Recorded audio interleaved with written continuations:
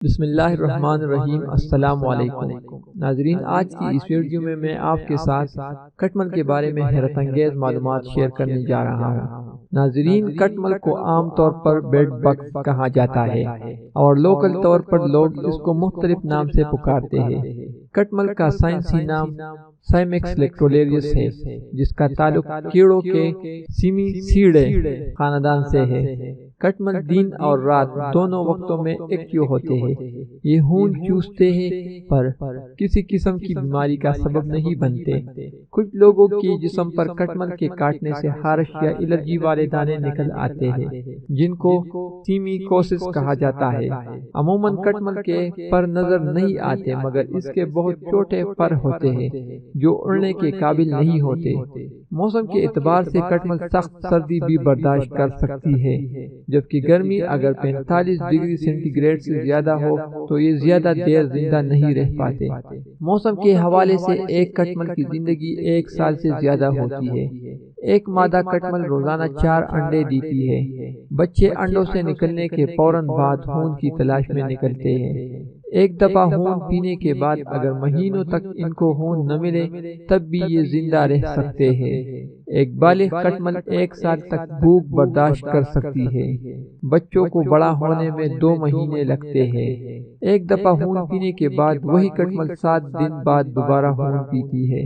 خون پینے سے پہلے کٹمل اس جگہ ایک کیمیکل ڈال دیتی ہے، جس سے وہاں موجود خون پتلا ہو جاتا ہے، جس سے ان کو پینے میں آسانی ہوتی ہے۔ کٹمل سے نجات کیسے ممکن ہے؟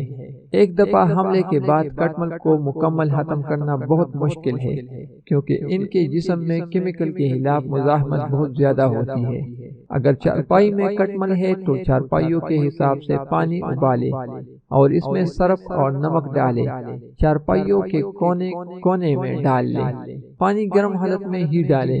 ہر ہفتہ یہ عمل 1 دفعہ 1 مہینے تک دہرائے، یعنی 1 مہینے میں 4 دفعہ۔ دوسرا طریقہ یہ ہے کہ چارپائیوں کو ایک دوسرے کے اوپر رکھیں اور ان سے پلاسٹک لپیٹ لیں اور ان میں گندم کی گولیاں رکھیں، جو آپ کو کسی بھی زرعی اسٹور سے مل جائیں گی۔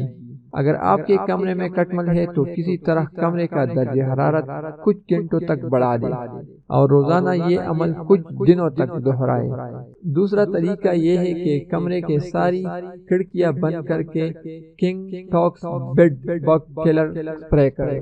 سب سے آسان طریقہ یہ ہے کہ زرعی اسٹور سے کمرے کے سائز کے مطابق گندم کی گولیاں لیں اور ایک برتن میں رکھ کر تھوڑا پانی چھڑک دیں اور کمرے کے درمیان رکھیں اور کمرہ 12 گھنٹے تک بند رکھیں۔ یہ عمل ہفتہ وار 1 مہینے تک دہرائیں اور کٹمل سے گارنٹیڈ نجات پائیں۔